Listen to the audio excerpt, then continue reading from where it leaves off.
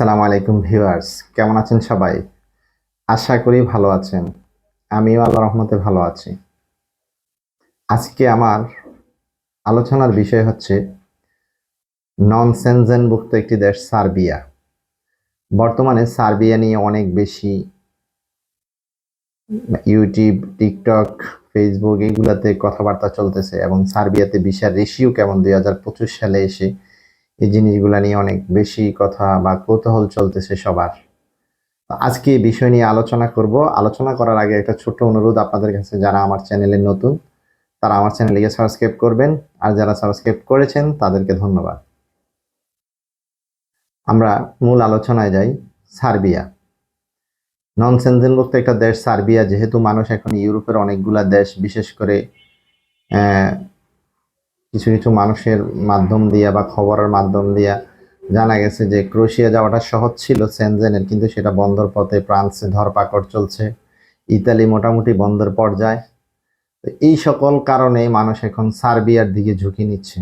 ঝুঁকি নিতে গিয়ে সার্বিয়ার যে বিষয়টা, আসলে সার্বিয়ার কি ধরনের ভিসা হয়, আসলে কি ভিসা দিচ্ছে বা কেমন রেশিওতে ভিসা হচ্ছে। তো এই বিষয়ে যদি আমি আপনাদেরকে বলি, প্রথম কথা হচ্ছে সার্বিয়ার আবেদনে অনেকগুলা বিষয় থাকে।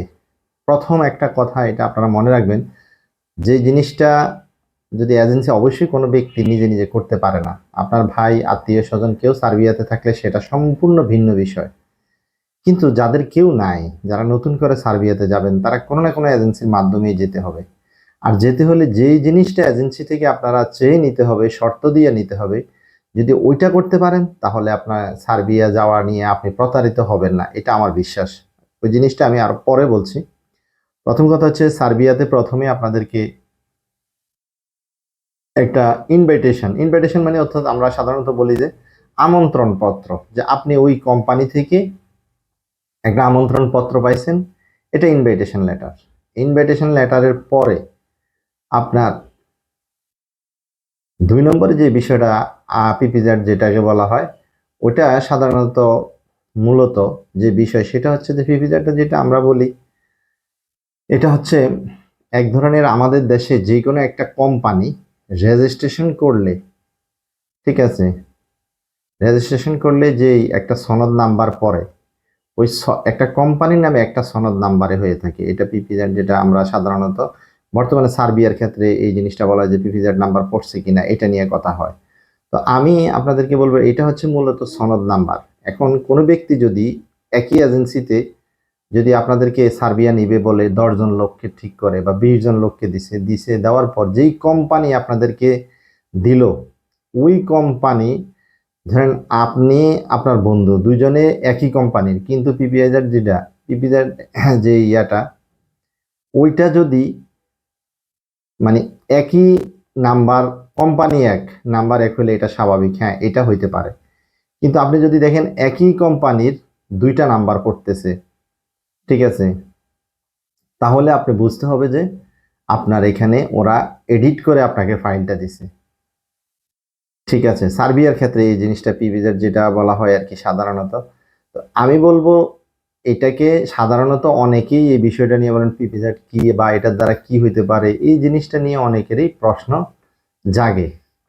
এই প্রশ্নটা আমি আপনাদেরকে ক্লিয়ার করতেছি। ইনভাইটেশন, প্রথমে হবে ইনভাইটেশন, আমন্ত্রণ পত্র। এরপরে আপনাদের যে ওয়ার্ক আবেদন করবে, এই আবেদনের জন্য, আবেদন করার পর কোম্পানি যখন আপনাদেরকে আবেদন করার পর আবেদন কপিটা অনেকে দেয় না, যদি দেওয়ার পর বা আপনি কোম্পানি জিজ্ঞেস করবেন আপনার এজেন্সিকে আপনি কোন কোম্পানিতে দিচ্ছেন।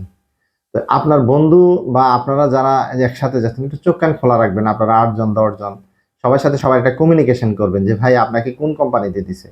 ধরেন বাংলাদেশের আমরা বলি আরএফএল কোম্পানিতে আপনার চাকরি, তাহলে আরএফএল এর বিএসটি সনদ বলেন বা মানে আমরা কি বলি, একটা যে কোনো একটা ট্রেড লাইসেন্সের মতো একটা নাম্বার থাকবে।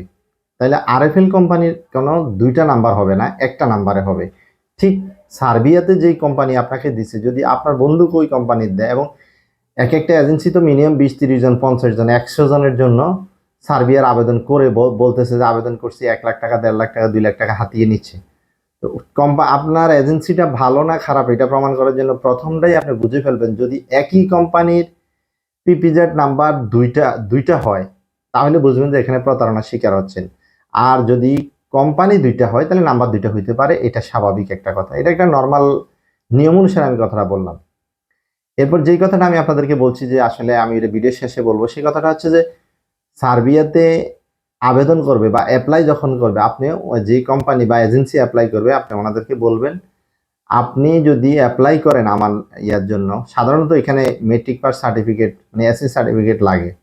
যে কোম্পানির জন্য আপনি সাধারণত আবেদন করবেন, আমাকে ওই অ্যাপ্লিকেশন করার সময় যে ইউজার আইডি এবং পাসওয়ার্ড সেট করবেন, এটা সময় লাগে 3 ঘন্টা 4 ঘন্টা 5 ঘন্টার মতো সময় লাগে সবগুলা ঘুষাইয়া আবেদন প্রক্রিয়াটা সম্পূর্ণ করতে। তো আপনি এজেন্সিকে বলবেন যে আপনি যদি আমার জন্য আবেদন করে থাকেন তাহলে আমাকে ইউজার আইডি পাসওয়ার্ড দিতে হবে। অনেক সময় এজেন্সি করে কি, না এটা দিব না, এটা সতর্কবার্তা, এটা সমস্যা আছে, আপনি লগ ইন করে এলোমেলো করে দিতে পারেন না। ভাই এটা যদি হয় তাহলে আপনি বুঝবেন আপনার নামে কোনো আবেদনে ওরা করে নাই, এডিটেবল একটা অফার লেটার অথবা ওয়ার্ক পারমিট এনে আপনাদেরকে দিবে। তো আমি বলবো সার্বিয়ার ক্ষেত্রে একটা জিনিস বেশি গুরুত্বপূর্ণ, আমি আগেই বলছি আপনার ভাই আবেদন করলে আপনার ভাইকে তো আর অবিশ্বাস করতে পারবেন না, বোন জামাই আবেদন করলে বা যারা রিলেটিভ আছে বাহিরে তার বিষয় ভিন্ন। কিন্তু যদি কোনো এজেন্সির মাধ্যমে আপনি কাজ করেন, আপনি ওনাদেরকে বলবেন আপনি যদি আবেদন করে থাকেন আমাকে প্রথমে ইউজার আইডি পাসওয়ার্ড দেন, আমি লগ ইন করবো, লগ ইন করে যদি দেখি যে আবেদন পুরোপুরিভাবে আপনি সাবমিট করছেন, এরপর যদি আবেদনে আমার মানে সাবমিট হওয়ার পর যদি আমার অ্যাপ্রুভাল আসে, আবেদনে তো দেখাই যাবে অ্যাপ্রুভাল আসছে কিনা, আপনারটা অ্যাপ্রুভাল হইলে আপনি তখন তাদের সাথে লেনদেন করতে পারেন, টাকা দিতে পারেন, এরপরে আপনি ইন্ডিয়াতে যাবেন, স্টিকার ভিসা করবেন, এই জিনিসগুলো হলো পরের বিষয়। কিন্তু প্রথম যে ধাপগুলো আবেদনের প্রসেসিং যেগুলো থাকে, ইনভিটেশন লেটার আনতে হয়, এরপরে আবেদন করতে হয়, আবেদন সাবমিট করার পরে ওই কোম্পানির নামে সবগুলা কাগজপত্র রেডি হলে আপনার এখানে আপনার স্ট্যাটাসে ইয়াতে স্ট্যাটাসে দেখাবে, পেমেন্ট দিতে হয়। তো পেমেন্ট প্রায় মানে এই সকল প্রসিডিউরগুলো মিলাইতে হয়তো সর্বোচ্চ 200 ইউরো মানে বাংলা 30,000 বা 25,000 টাকার মতো আসে, বর্তমানে হয়তো আর একটু কম বেশি হইতে পারে। তো এই প্রক্রিয়ার মাধ্যমে আপনি 50,000 টাকা পর্যন্ত শুরুতে দিতে পারেন আবেদন করার পর। এরপর ভিসার স্টিকার লাগার আগ পর্যন্ত কোনো লেনদেন করাটা স্বাভাবিক নয়।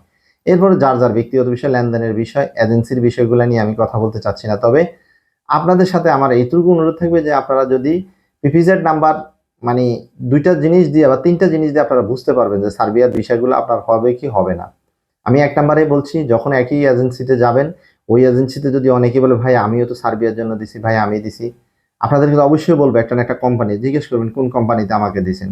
আপনি যেই কোম্পানিতে দিচ্ছেন আপনার পাশের ভাইকে জিজ্ঞেস করুন, ভাই তোমাকে কি এই কোম্পানিতে দিছে, যদি বলে যে হ্যাঁ, এরপর যাচাই করুন পিপি জেড নাম্বার যেটা, ওই নাম্বারটা আপনি তাদের থেকে সংগ্রহ করবেন, মানে ওরার যেই নাম্বারটা দিছে পিপিএজেড নাম্বার যেটা আর আপনার যেটা, যদি কোম্পানি এক হয়ে নাম্বার দুই থাকে তাহলে বুঝতে হবে এটা ফ্যাক্ট, আর যদি কোম্পানি দুই হয় নাম্বারও দুইটা হয় তাহলে কোনো সমস্যা নাই। এটা হচ্ছে এক। 2 নম্বর বিষয় হচ্ছে, আপনাকে যদি কোনো এজেন্সি বলে যে না আমরা ইউজার আইডি পাসওয়ার্ড দিতে পারবো না, এটা দিয়ে নিলে এই সমস্যা হবে না, আসলে তাহলে বুঝতে হবে সে আপনার সাথে প্রতারণা করতেছে। কারণ এই ইউজার আইডি পাসওয়ার্ড দিলেই আপনি পুরা দমে বুঝতে পারবেন আপনার ভিসা আবেদন হয়েছে কিনা, আপনি ভিসা পাবেন কিনা, আপনার ভিসা অ্যাপ্রুভাল হয়েছে কিনা। তারা মিথ্যা বললেও কোনো লাভ হবে না। এরপরেও যদি প্রথম পর্যায়ে দিতে না চায়, আপনি বলবেন ভাই যেদিন আপনি আমাকে বলবেন ভিসা অ্যাপ্রুভাল হয়েছে এবং আমার কাছে টাকা চান, ওই দিন আমাকে ইউজার আইডি পাসওয়ার্ড দিতে হবে। কেন, ওইটাতে ঢুকলে অন্য জনের ইউজার আইডি পাসওয়ার্ড তো আর হবে না, আপনার ইউজার আইডি পাসওয়ার্ডে হবে, ভিতরে আপনার পাসপোর্টের তথ্যই থাকবে, অতএব এখানে লুকাইতে পারবে না।